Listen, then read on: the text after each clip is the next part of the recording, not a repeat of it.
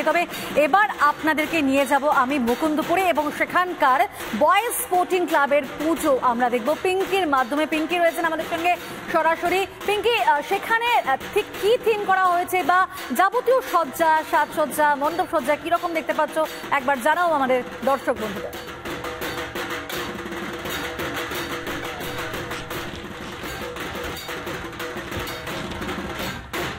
একদম পিউ, তোমাকে শুভ মহাষষ্ঠীর শুভেচ্ছা। এবং আজকের একদিকে যখন গতকাল পর্যন্ত শেষ বহু বেসরকারি অফিস চলেছে, তবে স্কুল কলেজ তো ছুটি পড়েই গিয়েছে, সরকারি ছুটিও চালু হয়ে গিয়েছে, তাই আজকে সকাল থেকেই কিন্তু ষষ্ঠীর ভিড়টা একেবারে হওয়ার কথা।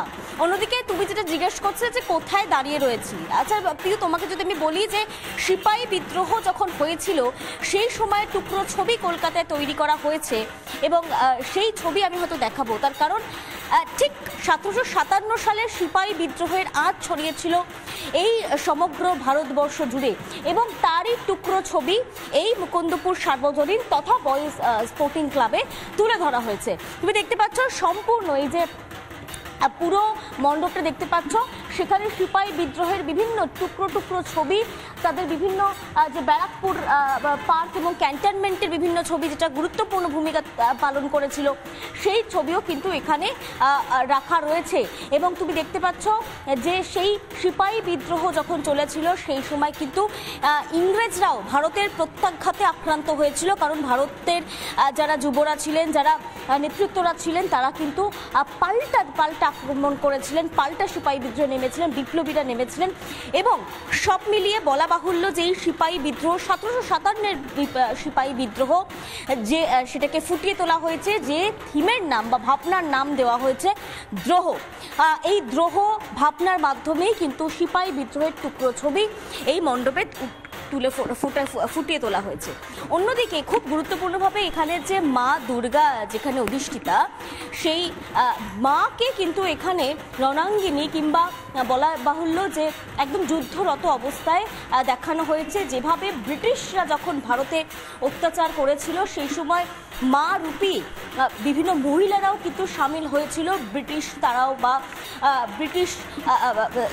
ব্রিটিশদের ভারত ছাড়ো করার জন্য, ভারত ছাড়ো আন্দোলনেও কিন্তু ব্রিটিশদের বিরুদ্ধে দাঁড়িয়েছিল বহু মহিলারা। সেই মহিলাদেরই অংশ হিসেবে বা মহিলাদেরই প্রতীক হিসেবে এখানে মাকে দেখানো হয়েছে।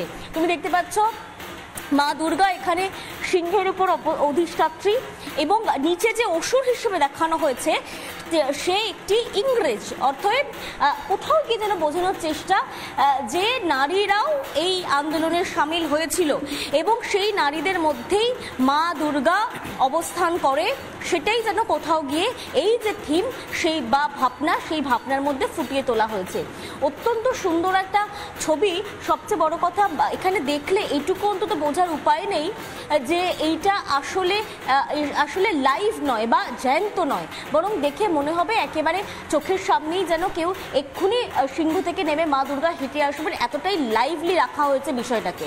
অন্যদিকে কার্তিক, গণেশ, সরস্বতী এবং লক্ষ্মী এই চারজনকেও কিন্তু দেখানো হয়েছে একই সঙ্গে রণাঙ্গিনী হিসেবে বা রণক্ষেত্রে তারা রয়েছেন এমনভাবেই কিন্তু দেখানো হয়েছে। তাদের ছবিগুলো পিছনে ব্যাকগ্রাউন্ডে তুমি দেখতে পাচ্ছ রাখা রয়েছে। অন্যদিকে পুরো যে ভাবনাটা এবং যে ভাবনার যেখানে দুর্গা অধিষ্ঠাত্রী বা মা দুর্গাকে যেখানে রাখা রয়েছে তার পিছনেও ব্যাকগ্রাউন্ডে কিন্তু সিপাহী আন্দোলনের বা সিপাহী আন্দোলনের যে বিভিন্ন টুকরো ছবি সেগুলোকে একই সঙ্গে কিন্তু রাখা হয়েছে। অন্যদিকে নিচে রাখা হয়েছে পাশেই দেবী মূর্তির আরেকটি আসল প্রতীকী মূর্তি, যে মূর্তিতে পুজো হবে এবং তুমি জানো আজকে সন্ধ্যেবেলা বোধন হবে। সেই বোধনের আগে যে প্রস্তুতি, সেই প্রস্তুতিও চলছে। বোধনের সময় স্বাভাবিকভাবেই আজকের ষষ্ঠীর বোধন, মায়ের অস্ত্রসজ্জা রয়েছে আজকের। সব মিলে আরও একজনকে আমরা দেখতে পাচ্ছি, সম্ভবত এই ক্লাবেরই মেম্বার। দাদা একটু কথা বলতাম, একটু চলে আসবেন। আপনি এই ক্লাবের সঙ্গে যুক্ত, তাই তো? আমি একটু জানার চেষ্টা করব, মানে এই ভাবনাটা এলো আপনাদের যে এই ছবিটা মানুষের কাছে তুলে ধরা উচিত, কারণ একটা সময় সত্যি ইংরেজরা ভারতে যে পরিমাণ আক্রমণ চালিয়েছে বা শোষণ চলেছে, সেটা কি কোথাও গিয়ে বোঝানোর চেষ্টা মানুষজনকে যে আমরা এই মুহূর্তে মুক্ত, আমরা 15 আগস্ট? হ্যাঁ, বর্তমান পরিস্থিতির উপরে এবং বিশেষ করে আমাদের বাঙালিদের উপরে যেরকম একটা অত্যাচার চলছে সেইটাকেই ফুটিয়ে তোলার চেষ্টা করি। কারণ যে কোনো আন্দোলন মানে সেই স্বাধীনতা যুগের হোক যে কোনো আন্দোলনকেই ফুটিয়ে তোলা একদম বাঙালি বহু আন্দোলন একদম সামনের ফ্রন্টে থেকে একেবারে নেতৃত্ব দিয়েছে, লিড করেছে এবং সেই আন্দোলনই 1757 সালের সিপাহী আন্দোলন, সেই আন্দোলনই কিন্তু এই পুরো যে মণ্ডপ সেই মণ্ডপ জুড়ে ফুটিয়ে তোলা হয়েছে। পাশাপাশি এই যে মণ্ডপটা তৈরি করা হয়েছে তুমি দেখতে পাচ্ছ একটা পুরনো দিনের ছাপ তারা কিন্তু রাখতে চাইছেন। কেন বলছি তার কারণ একটু উপরে দেখো একটা বোঝাই যাচ্ছে পিঙ্কি যে যেমন ভাবে আমরা দেশকে মা হিসেবে দেখি তাই এখানে ভারত মাতা দেবী দুর্গা সেই রূপে অবতীর্ণ হয়েছেন এবং একই সঙ্গে যারা সংগ্রামী ছিলেন, যারা দেশপ্রেমী ছিলেন, বিপ্লবী ছিলেন, তাদের সেই রূপকে এভাবে পুজো মণ্ডপে ফুটিয়ে তোলা হয়েছে এবং যারা শোষণ করেছিল, শাসন করেছিল, অত্যাচার করেছিল সেই ব্রিটিশদেরকেও কিন্তু এখানে দেখানো হয়েছে এবং সেই সময়কার ছবিটা পুরো দেখানো হচ্ছে। অভিনব ভাবনা, অভিনব চিন্তা ভাবনা, সেদিকে অবশ্যই আমরা আরো একবার যাব, আরো একবার কথা বলবো, সেখানকার ছবি দেখাবো। তবে এই মুহূর্তে তিনটে ছবি আপনাদের সামনে, পাতুরিয়াঘাটা রাজবাড়ি, বেলুর মঠ এবং অন্যদিকে যেটা বলছিলাম আপনাদেরকে মুকুন্দপুর বয়েজ ক্লাবের সেই ছবি দেখতে পাচ্ছেন। বেলুর মঠও কিন্তু সকাল সকাল যাবতীয় রীতিনীতি মেনে পুজো চলছে, বনেদি বাড়িতেও কিন্তু এক প্রকার সুন্দরভাবে পুজো শুরু হয়ে গিয়েছে। মানে বলাই যায় থিম সাবিকিয়ানা নান্দনিকতা মিলেমিশে কিন্তু একাকার ষষ্ঠীর সকাল।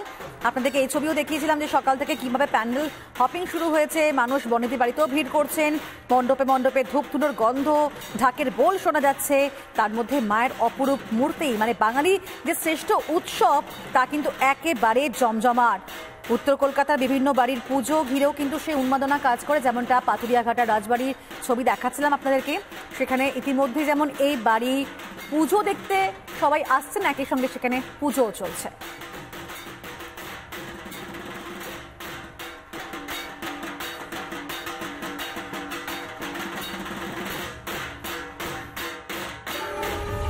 সৌমিত্র চট্টোপাধ্যায় যেটা করেছে, আবির চ্যাটার্জি যেটা করেছে, সেই রোলে টোটা রায়চৌধুরীর ডিসঅ্যাডভান্টেজগুলো এবং অ্যাডভান্টেজ, দুজন ইনফ্লুয়েন্স হচ্ছে, এক হচ্ছে সৌমিত্রবাবু, এক হচ্ছে বেনুদর। আমার মনে হয়েছিল কোনোভাবেই যেন তাদের দ্বারা ইনফ্লুয়েন্স না। বলিউডে বা টলিউডে কাজটা করছো, এনার্জিটা কোথায় থেকে পাচ্ছ? 90 মিনিটের বাঁশিটা না বাজা পর্যন্ত আমি কিন্তু অ্যাটাক করেই যাব। সন্তোষ দত্তের পরে এই জায়গাতে তোমার গল্পটা কি? ধাক্কা খেয়েছি, পড়েছি, উঠেছি। আমি কোনো কাজ কখনো কাউকে ইমপ্রেস করার জন্য করি।